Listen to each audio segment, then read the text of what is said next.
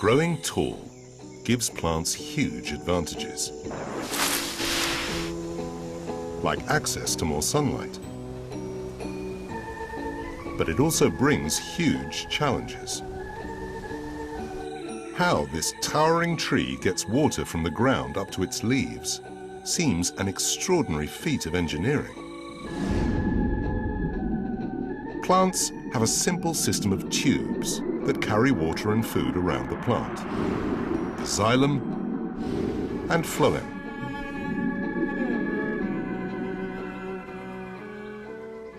Towards the outside of the stem are the phloem tubes. Smaller than the width of a hair, they're packed closely together and run the whole length of the plant. Each tube is made of living cells, joined end to end, forming a continuous tube. Their thin walls are perforated, like a sieve, to allow sugars made in the leaves to flow to all the other parts of the plant.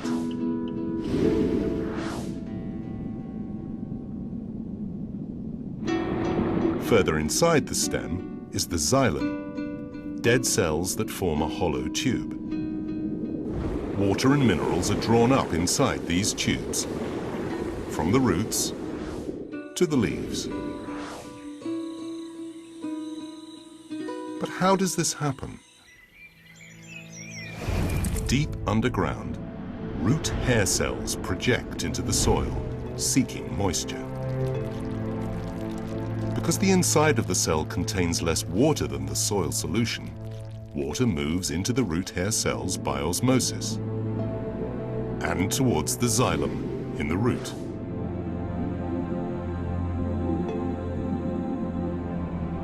But once in the xylem, another force comes into play.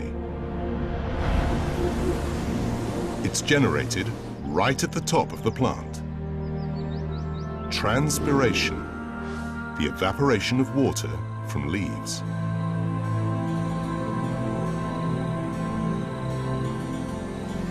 As water leaves the leaf cells, more water is drawn out of the xylem to replace it. And because it forms a continuous tube, the hollow xylem acts like a thin drinking straw, sucking water up from the roots. So the secret of how water can move upwards is that it's pulled, not pushed. The powerful suction force generated by transpiration can draw water to the tops of the tallest trees.